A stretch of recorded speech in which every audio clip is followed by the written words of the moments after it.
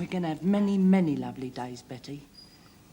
We could be together for another 50 years. Just think of that.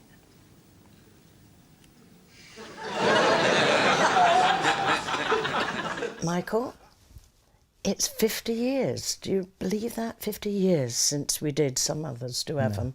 No.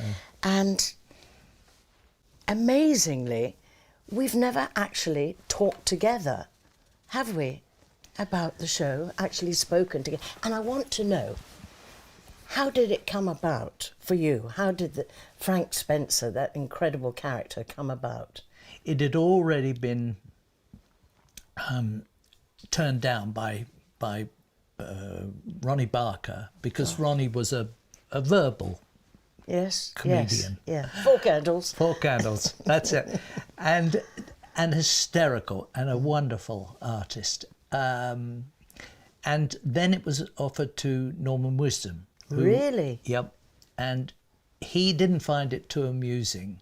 So therefore, I was then offered it third in line. And I didn't mind at all. I mean, it was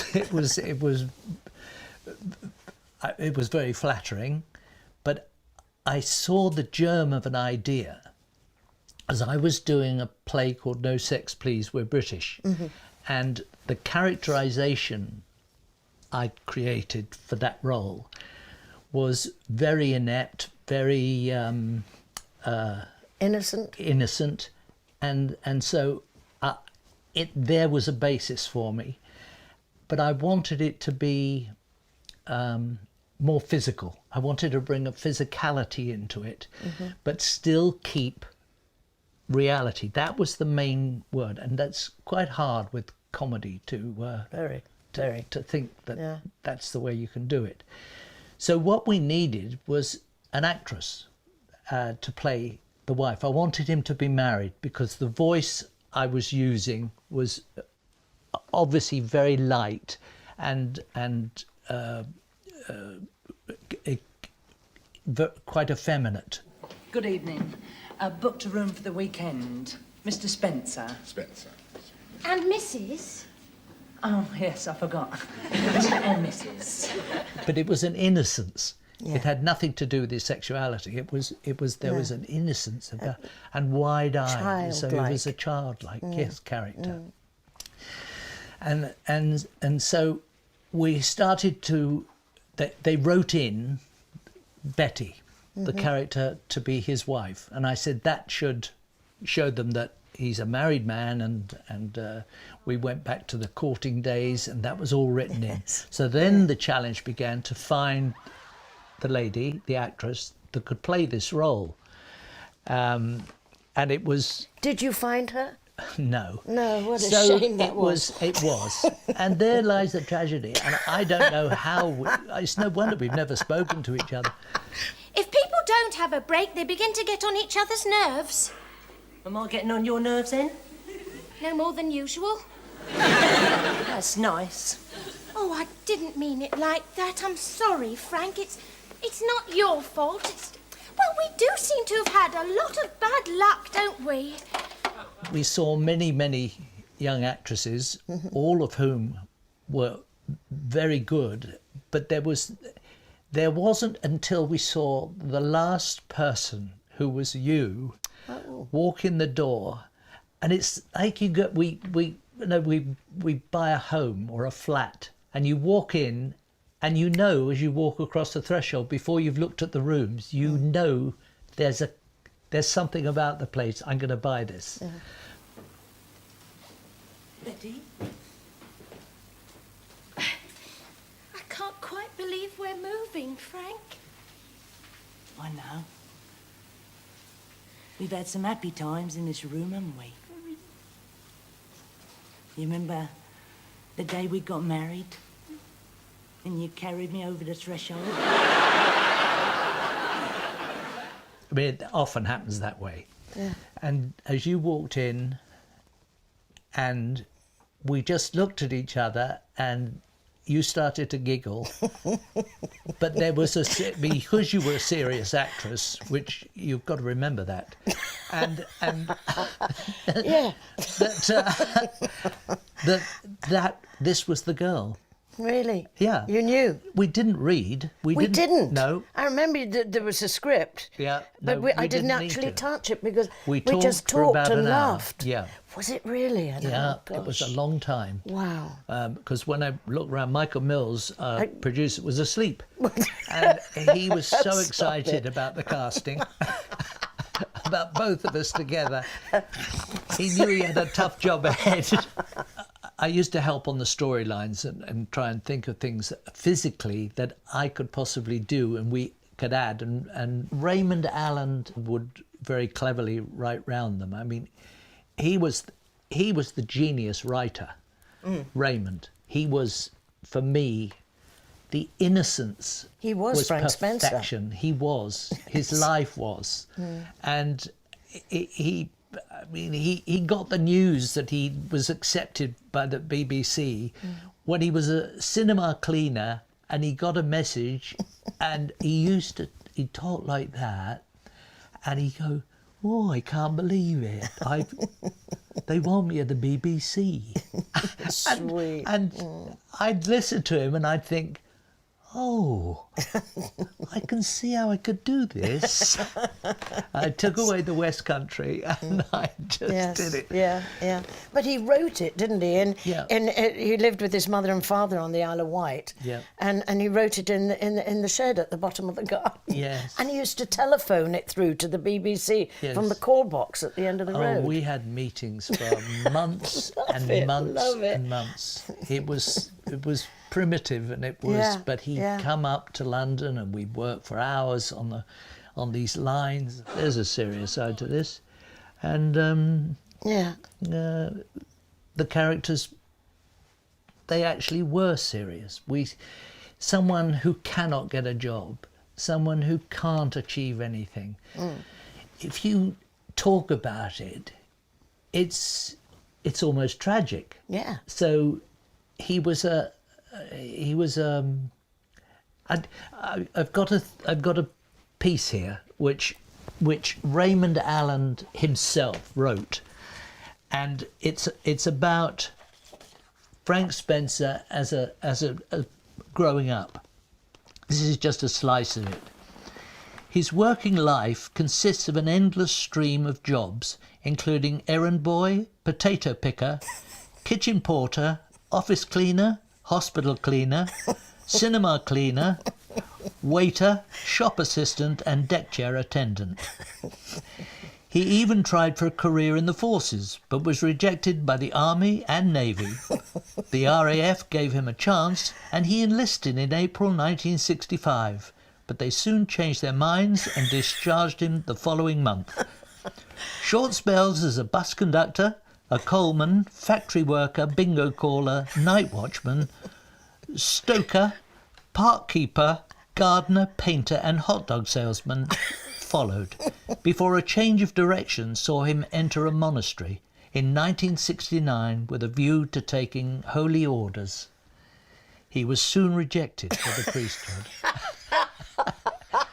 So that now you start with that basis and try and believe that this character actually lived. Yeah. But to do this show properly, that's what we had to do. Yes. And then believe that this lovely young lady was willing to marry him. Didn't she walk him home? Yes. As opposed to him walking That's her home? it, because the horse had trodden on his foot, which had actually happened on the shoot. The horse was so friendly, he just went like that with his foot on mine to say goodbye to me, and I couldn't walk for a week. And Love it. to do that truthfully, it's touching. Yes. And a lot of it was, Michael. A lot of... I mean, for instance, when Betty told you that she was having a baby and you misconstrued it totally. Yeah. And you said, well, you might have told me. Yes. Yes.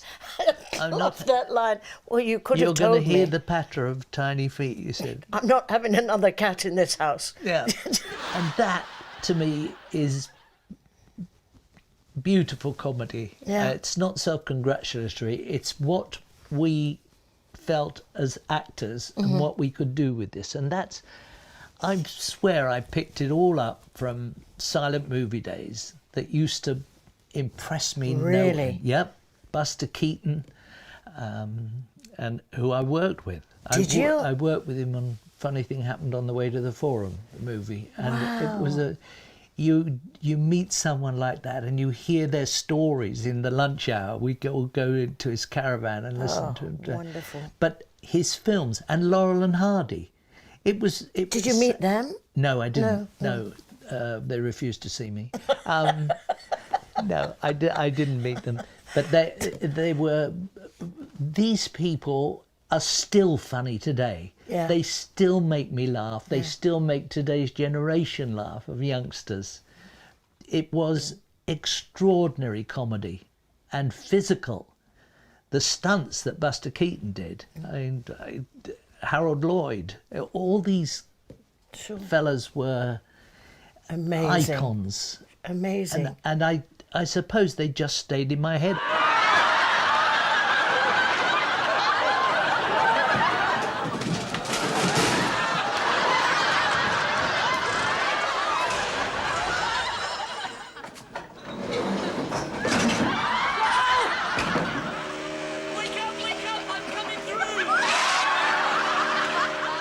I'm torn between two things here. One is to say, oh, it's frightfully dangerous and he shouldn't do it, and my word, he's breaking his neck 4 times a day and that sort of thing.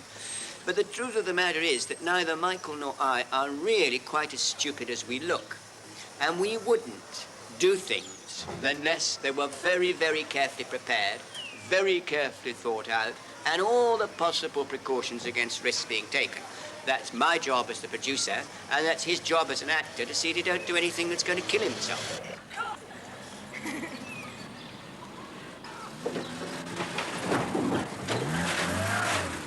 Oh, God! Look! Betty, I can see my slippers!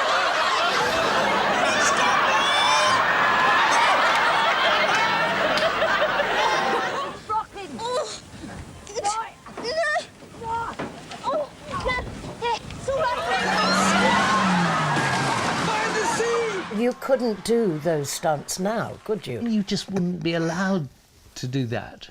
And because there must have been accidents with, or people may try to copy. You can't say, this is not just as I've come through, this is not recommended for anyone at home. Only me, only me. Can you remember when it first started to take off? Because we didn't know anything. We pre-record 2 weeks or 3 weeks in advance. And when did you notice that?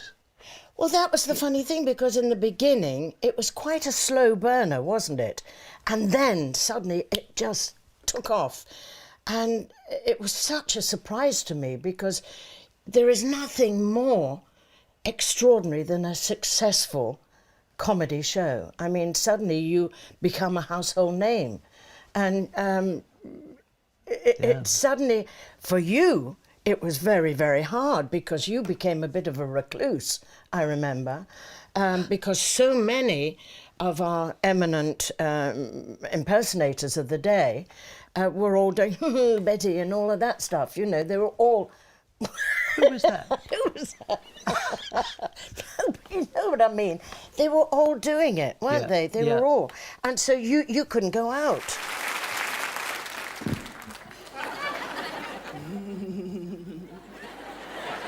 I could have had my eye out there. I took Betty out the other day. I took her to the pictures to see Joyce. She wasn't gonna eat a goldfish now. You thought I wasn't gonna do this one, didn't you?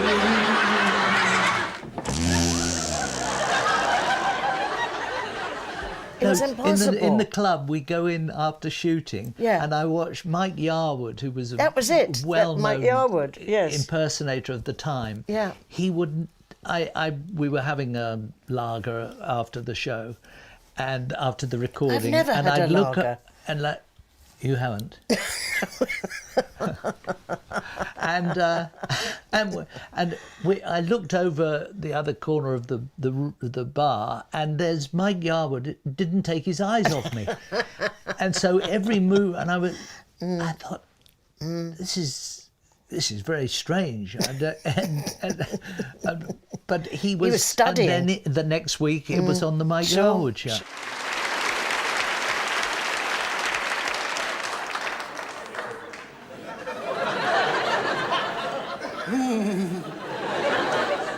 Hello, Betty, Jessica. It's Daddy on the telly again.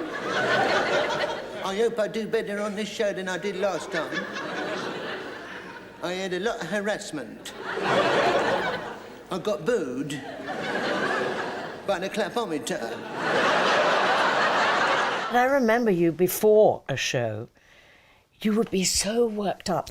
I couldn't approach you. You'd be going up and down the back of the studio at the BBC, just literally in the zone, as they say, and I couldn't even wish you good luck. You know, I couldn't come anywhere near you because you were so, you know, in there. I have to get in that zone of, I'm married to this woman, I have got this situation, and by the time you walk out on that set, You're there. hello, you're there, and there's no other way you can talk, and you are this character. I'm frightened to do it because you are there, and you feel safe because you're in that world of that man and that woman and the things that are going to happen. Yeah. In those days, it was massive. We had 22 million to start with, 22 million people watching, and we went up to 24 or 25 million on the Christmas shows. Yeah.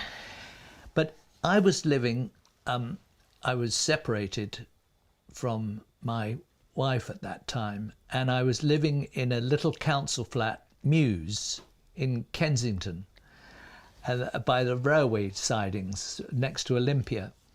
And I'd lived very quietly there, 4 cushions to sleep on, and an aquarium, and watching the guppies being born, which was my life.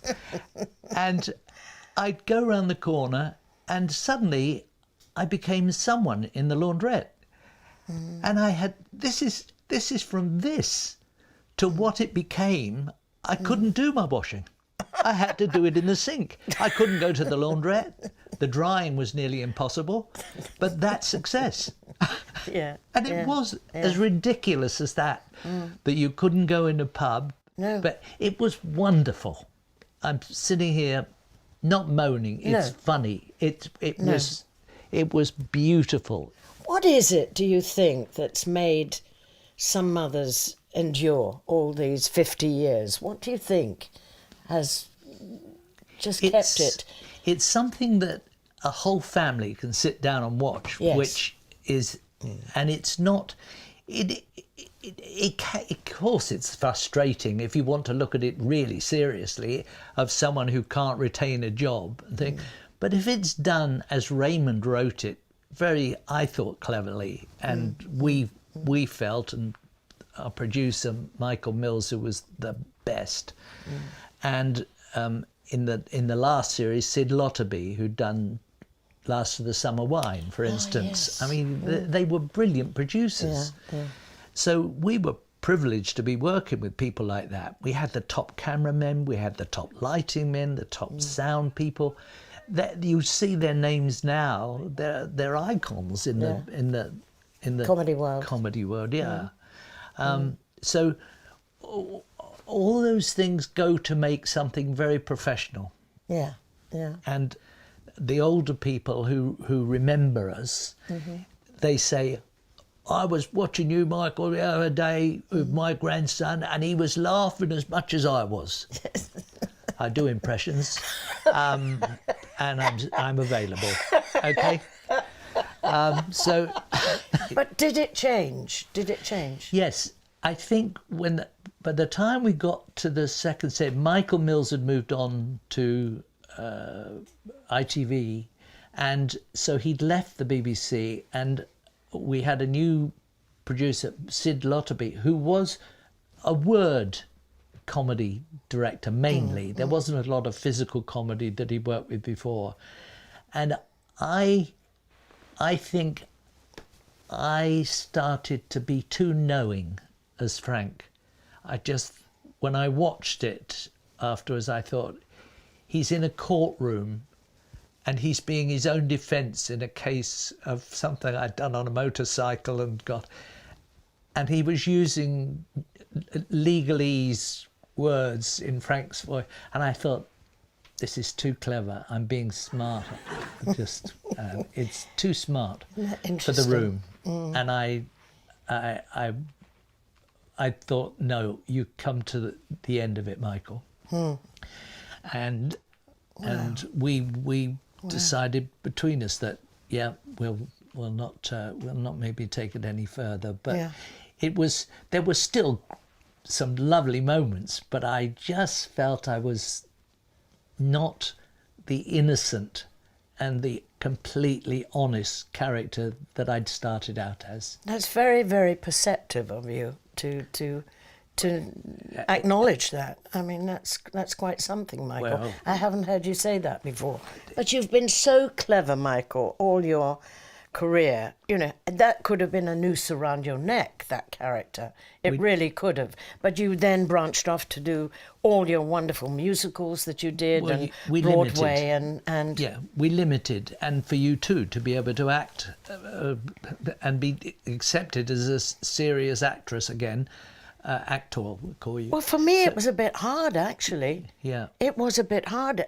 Betty was a bit of a noose. Yeah. And I was being offered all those kind of characters. Yeah. For a long while, I had, people didn't have the imagination that you could actually be an actress and do other things. It was a bit difficult for me. But you were a theatrical actress. You were with the Royal Shakespeare before you came to me. So you could go back to theatre, and theatre is my greatest love. Yes. Without it, yes. And I think it's absolutely yours. It's where you learn your craft. You're with the audience. It was like on the recording night to have that live audience and hear somebody else laugh at what we were doing rather than just Michele.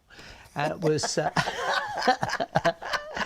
But that's all we've got in rehearsal. It's us. Sure. And so you don't know. No, you've got to be very careful laughing at yourselves. Very, very. And when you hear it in the studio, I mean, you weep with joy. At the end of the show, you're punching the air like you've won the FA Cup. It's so exciting. I want to see it through Woody's eyes. My little grandson was 6. He's never seen it, and he doesn't even know that I'm an actress. He's in for a horrible shock. Poor little soul. Your grandson. Yeah. And I was playing along the floor yesterday and falling down the stairs, and he was hysterical at this because this silly man. Yeah.